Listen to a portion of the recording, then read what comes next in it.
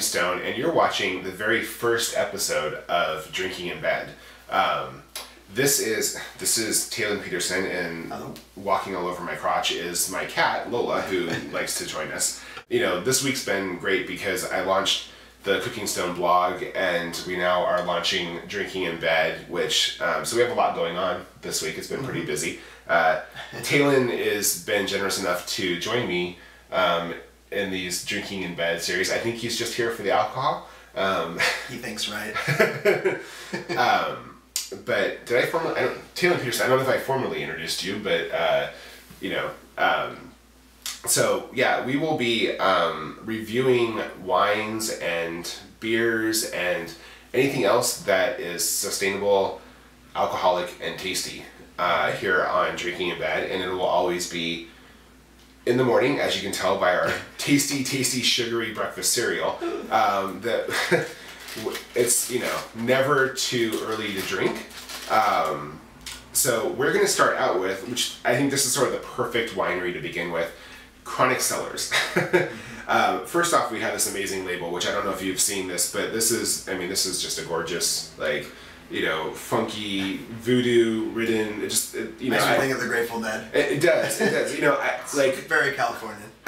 Well, you know, there's something about it, like, I expect to wake up in New Orleans with, like, you know, an empty bottle of this, like, my hand just gripping to it, passed out in the French Quarter, you know, so... Chronic is, it's a great brand. For one, I have nothing but mad respect for the people who started it, but also, so there are Josh and Jake Beckett, who are the sons of the owners of Peachy Canyon Winery, which is this amazing sustainable winery down in Paso Robles, which is on the Central Coast here in California. They're actually SIP certified, which is stands for Sustainable in Practice, which is a local certification to the Central Coast area, which we will get into another time. I don't think this isn't the right time for it, but the great thing about the SIP certification is there's all of these standards outside of just being organic or biodynamic, and a lot of that certification process is now localized, and SIP is definitely one of those localized certifications, and Peachy Canyon is certified, as is, I believe, Chronic Cellars, but I might have to put that in the show notes. We'll have show notes for our own corrections, because yes, we might have some incorrect things, but we're mostly on point. But yeah. But every now and then, check the show notes just to make sure that we have everything right. I'm definitely not an expert. I'm a wine enthusiast, and I would say that I'm informed, but due to these, I might also be drunk. So therefore, there's a good chance that I might need to correct the information sometime later on. So please check the show notes for other information.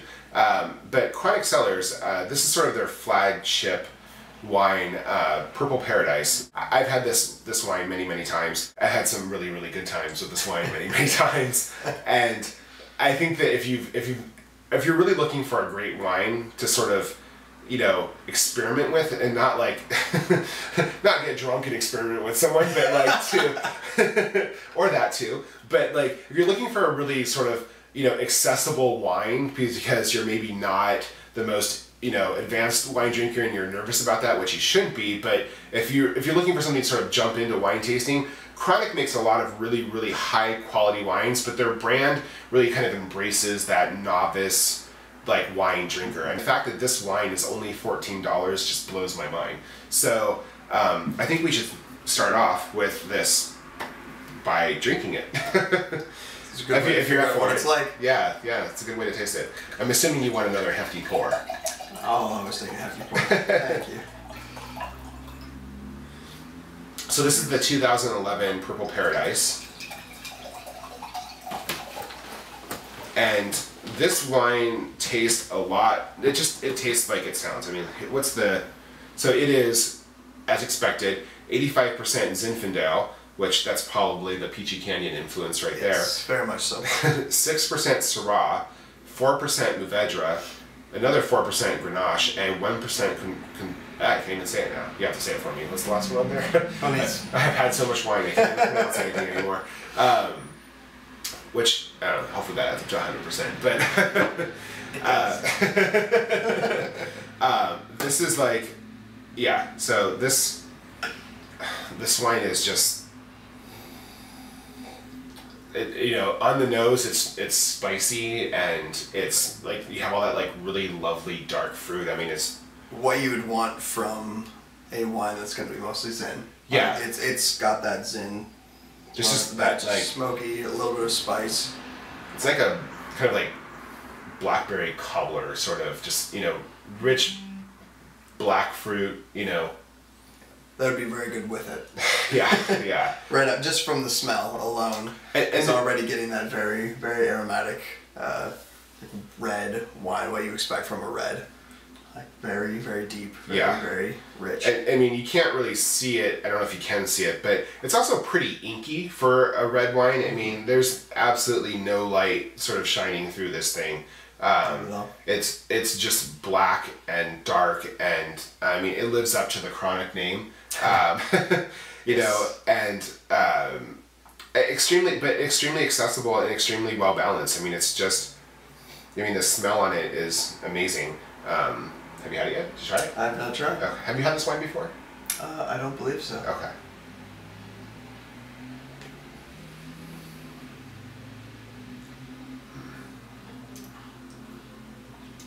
Yeah, right off the bat, the fruits come out.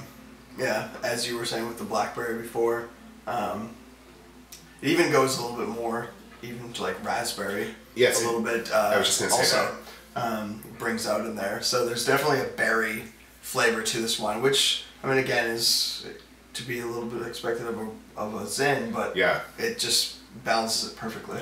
Well, and then that's sort of the interesting part of wine. I've said before, it's just you have like the nose, and then like the sort of like taste of it, and then the finish. And the thing that I really like about this, it kind of has, the nose definitely has like those just really cobblery, lots of like butterscotch and dark fruit, and then you taste it, and that's still there, but it has, like you called out, raspberry, and so there's kind of red fruit. But another thing that I really love about what Peachy Canyon does and what Chronic Cellar does is there's a little bit of mint in this wine too.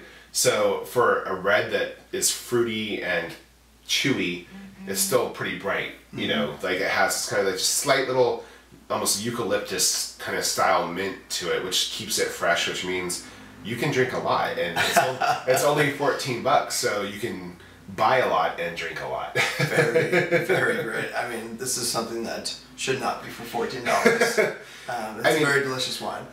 I mean, in all honesty, I hate to sort of, drill down into like the price of wine, but I would easily pay $40 for this bottle of wine, and I wouldn't feel that I was overcharged, and that's, to me, that's a quality wine. It's not when you pay for it and you feel like, oh, it actually meets that requirement, but where like they could charge you more and you're like, I'm okay with that. Yes. Because this wine it's extremely, extremely good. And I think that's one of the allures of this wine, is that it does have a very reasonable price for how delicious it actually is, for how wonderful it is to drink. And being at such a reasonable I'm just really price. distracted by how tasty it is right now. Understandable. I don't know how I'm not drinking more. And Peachy Canyon, where these guys got their start, right. Their parents, Josh and Jake, got started with Peachy Canyon, has a very deep history of sustainable wine as well. We'll talk about that as well. Well, yeah, so like the thing that's great about these guys, both Josh and Jake, I mean, these guys are farmers. I mean, they're not that sort of Napa wine experience. If you're looking for the Napa wine experience, like that's really not Paso Robles. I mean, sometimes they try to kind of bring that to Paso, but Paso is like homestead, farmer, like wild, wild west. I mean, and Peachy Canyon is definitely an area or definitely a winery that sort of captures that maybe more than any other. The winery itself, actually, the vineyard, the land that it's on, at one time was a hangout, or actually it was a hideout. Where Jesse James actually hid out there at one time. So this is an area that has some pretty interesting California history along with it. But outside of that, I mean, like these people are farmers. I mean, they are gritty, like salt of the earth farmers, and it sort of shows in the wine that they're making. They're not trying to. It's not fluff. it's quality, and it's affordable. You know, PG Canyon is, like I mentioned before, a SIP certified. And so the SIP certification is this local certification, which doesn't, I mean, it's not organic, it's not biodynamic, it's really about looking, the thing that I like about SIP certification is that it kind of goes beyond the standard. So USDA organic, the thing that it brings to the table is, yes, there's no pesticides, you know, what you're eating has not been treated with chemicals, but that's a really small portion of agriculture. I mean, that is not the bigger picture. And so SIP really tries to look at the bigger picture when you're talking about farm workers and like, do they have health benefits and like, you know, sort of water issues. You know, USDA organic is not looking at solar energy or water consumption, where SIP certification sort of considers all these other data points beyond just how the crop itself is grown. And to me personally, I feel that is the long-term win. I mean, it's really about not what you're just doing to this individual grape, but what you're doing to the people that harvest that grape, what you're doing to that land, what you're doing to your water resources, what you're doing with your energy, how you use it, and like so many other factors are involved. And so, you know, PG Canyon is part of that SIP certification, which, you know, and that certification is expanding, and because it's a local certification, it's not bogged down by large, you know, like the government, you know, USDA obviously has many loops to go through before you you know, get something approved, where like these local certifications, I think SIP actually is able to like update their certification on a yearly basis, you know. So and Chronic, I believe, actually follows, I don't know if they don't have a certification, like usually SIP certified wines have a label on or have a little badge on the wine, and I don't believe that this one is actually certified, but I think that Chronic Cellars is harvesting grapes from the same vineyards as Peachy Canyon, since it's all in the family. So what would you eat this with? I see Lola has taken a liking to your lap. Oh, Lola often takes a liking to my lap. It's okay. She's sort of our guest star. She kind of, you know, just does whatever the fuck she wants. She's kind of the guest drama queen. She appears when she wants to, and never more, never less. I guess as far as what I would eat with this is going to be more along the line. I don't know. Sorry. Write this up. You're like, I haven't really thought about it much. Okay, no worries. Yeah, I mean, this is definitely a heartier wine. I mean, I think the Zen in here, you're gonna. I mean, if for me personally being a vegetarian, I mean, like these would definitely be some hearty Italian dishes that I would be serving up with this. But because the mint kind of offers a little bit of brightness to it, I think that you can even maybe go heartier than you normally would. I mean, this is going to pair well with anything that is, you know, I see this with like this really sort of dense, earthy lasagna, just something that's just really heavy, dripping with cheese and a beautiful marinara and all these other like wonderful vegetables. And this would pair really well with it. But the thing that I think it would, you know, outside of like the tasting notes going well with that dish, the mint in it is sort of going to kind of brighten it and make it a little bit more, you'll be able to eat a lot more of it. I would say a very thick red sauce. Like the thicker and the more you add to it, it's going to make it better with this wine. It's a very, because, you know, even going back to the color of it just brings out what it actually tastes like. The color is very dense, very thick. And it's like a black hole. Very full bodied. I don't think light can escape this. I don't think it can either. I can't see my hand below it. And then that's kind of how it comes off in the taste as well. It's very full bodied. It's very, very dense. And I think a very, very rich pasta sauce is going to go well with this.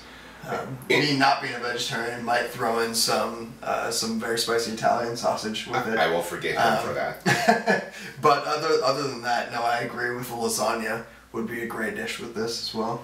Well, and I think, you know, the thing that's nice about this, it has so many bright notes to it that, I mean, it has the mint, which I keep coming back to, but it's just, that's one of my favorite things in wine. I mean, I just, like a little bit of mint just sort of takes any sort of fruit or earthiness to that next level that, I don't know, I appreciate that more than almost any other flavor in a wine. It's just one of my favorites. And this has that little dot of eucalyptus right there. But it has so much bright fruit in it that it's also, I think it makes it's a pretty versatile wine. I mean, like I can see this having this, you know, like you said, like steak or whatever, you know, something meaty, or lasagna, but just, you know, a pizza. I mean, this is like pizza wine, you know. Yeah. You could enjoy this with like a caprese salad if you really, really wanted to. I mean, it just... As you're waiting for your dessert to come out exactly. after the meal, it's a very good wine for that. It could be a dessert itself. This wine actually would go well. Wine. Yeah, I think it actually would go well with the dessert. I mean, you probably wouldn't want anything too sugary because it has a lot of fruit in it. But if you had something that's on the dark chocolate side, where it, you know, more of the cacao type notes and not necessarily really sugary, I think this could almost be sort of a faux dessert wine. I mean, it's just... It goes well with it, at least. Yeah. At least leading your taste buds up to it. Yes. Setting it up perfectly for a chocolatey type dessert. Well, and, you know, it's pretty full-bodied, too, but it doesn't... I mean, my taste buds don't feel beaten up by it, which I think is the, you know, once again, I'm going to say it, is sort of the value of that mint. You know what I mean? Like, the dark fruit, the bright fruit, like, it's... I mean, this is... You could chew on this, you know, but it does not feel like you could chew on it. I mean, it still feels sort of refreshing. And so yeah, I think that I would say, first off, watch every episode of Cooking Stone.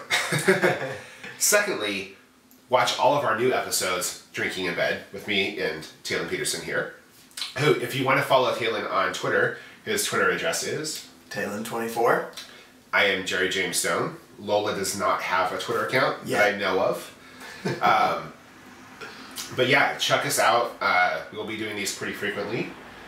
Check out Chronic Cellars. $14 for a really amazing Zin. Delicious Zin.